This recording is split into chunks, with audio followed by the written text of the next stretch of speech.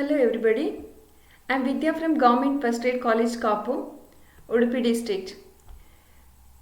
Today we are going to explain about the theory of demographic transition, its evaluation. So in the previous classes we have studied about the demographic transition theory or the theory of demographic transition. ಒಂದು ದೇಶದಲ್ಲಿ ಹೇಗೆ ಜನಸಂಖ್ಯೆ ಬೆಳವಣಿಗೆ ಆಗ್ತಾ ಹೋಗ್ತದೆ, ಜನಸಂಖ್ಯೆ ಸ್ಫೋಟ ಹೇಗಾಗ್ತದೆ ಅಥವಾ ಜನಸಂಖ್ಯೆಯ ಬೆಳವಣಿಗೆಯ ದರ ಯಾವ ಕಾರಣದಿಂದ ಆಗ್ತದೆ ಅಂತ ಹೇಳುವಂಥದ್ದನ್ನು ನಾವು ಹಿಂದಿನ ಸೆಷನ್ನಲ್ಲಿ ನೋಡಿದ್ದೇವೆ. ಸೊ ಈ ಸೆಷನ್ನಲ್ಲಿ ನಾವು ಅದರದ್ದು ಇವ್ಯಾಲ್ಯುವೇಷನ್ ಅಥವಾ ಅದರದ್ದು ವಿಮರ್ಶೆ ಏನು, ಜನಸಂಖ್ಯಾ ಸಿದ್ಧಾಂತ ಅಥವಾ ಡೆಮೋಗ್ರಫಿಕ್ ಟ್ರಾನ್ಸಿಷನ್ ಥಿಯರಿಯದ್ದು ಇವ್ಯಾಲ್ಯುವೇಷನ್ ಅದರದ್ದು ವಿಮರ್ಶೆಯನ್ನು ನಾವು ನೋಡಲಿಕ್ಕಿದ್ದೇವೆ. ಜನಾಂಗಿಕ ಪರಿವರ್ತನಾ ಸಿದ್ಧಾಂತದ ವಿಮರ್ಶೆಗಳು. So in the last class we have studied the demographic transition theory. There are various stages of demographic transition which is explained by various demographers, and the various birth rate and death rate, how birth rate and death rate causes increase in the population. So what is the learning objective? So the learning objective is to know how the population of the economy or the population of the country increases.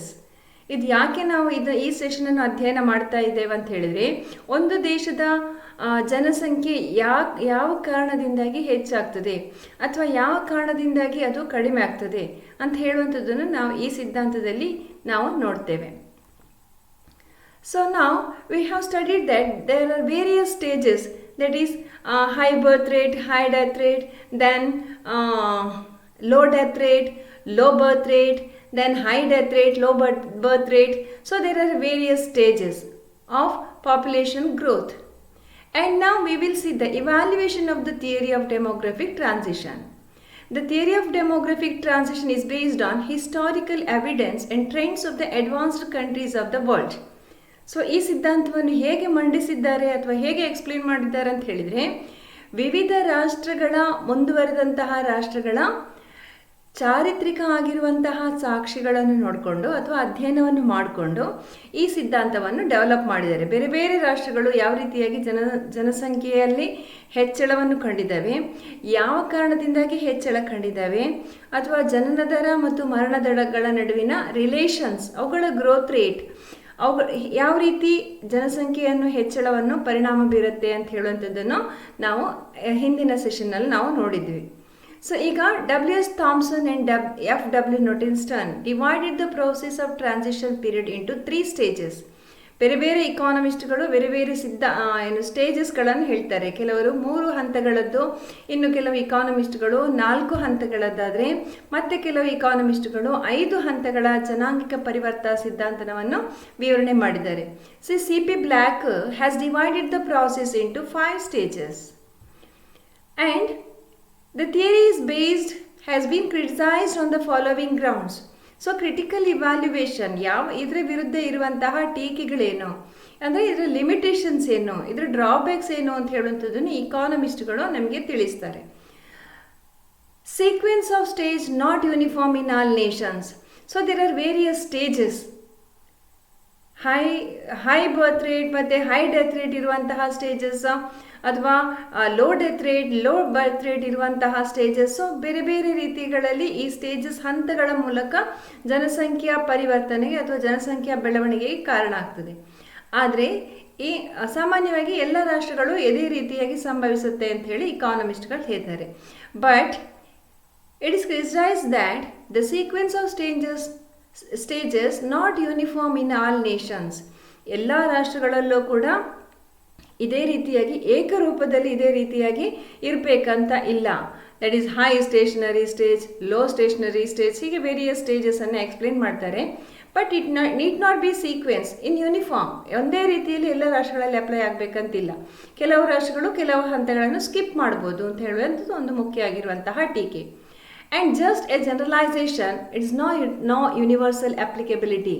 So the theory of demographic transition is just a generalization ಅದು ಒಂದು ಸಾರ್ವತ್ರೀಕರಣ, ಒಂದು ಬೇರೆ ಬೇರೆ ರಾಷ್ಟ್ರಗಳ empirical ಎವಿಡೆನ್ಸನ್ನು ನೋಡಿ apply ಮಾಡಿ ಹೇಳಿರುವಂಥದ್ದಷ್ಟೇ ಹೊರತು ಅದು ಸಾರ್ವತ್ರಿಕ ಆಗಿ ಅನ್ವಯ ಆಗುವಂಥದ್ದಲ್ಲ.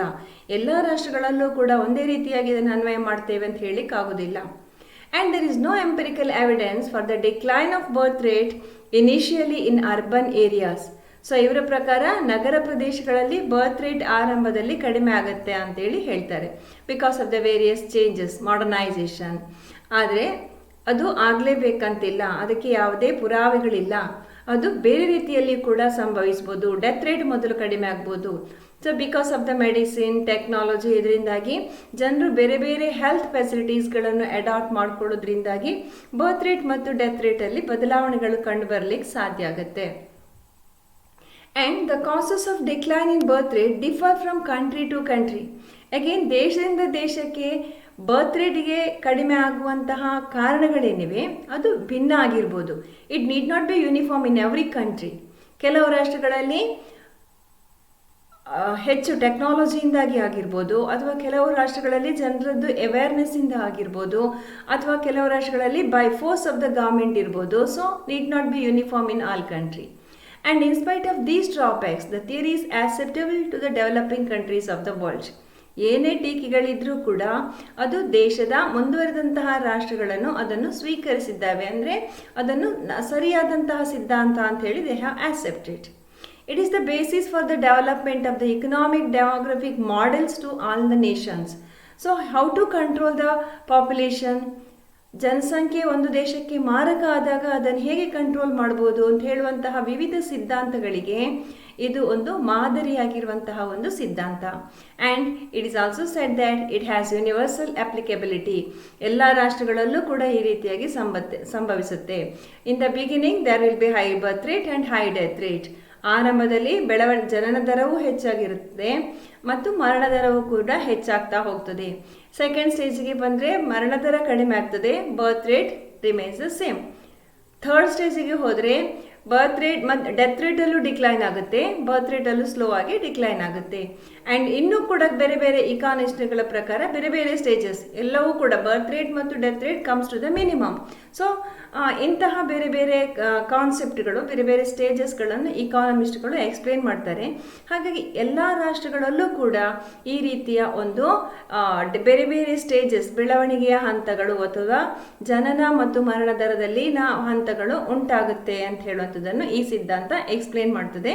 ಹಾಗಾಗಿ ಇದು ಎಲ್ಲ ರಾಷ್ಟ್ರಗಳಿಗೂ ಕೂಡ ಅನ್ವಯ ಆಗುವಂಥದ್ದು. ಸೊ ಇದು ಡೆಮೋಗ್ರಫಿಕ್ ಟ್ರಾನ್ಸಿಷನ್ ಥಿಯರಿ ಬಗ್ಗೆ ಇರುವಂತಹ ಲಿಮಿಟೇಷನ್ಸ್ ಅಥವಾ critical evaluation. Thank you for listening.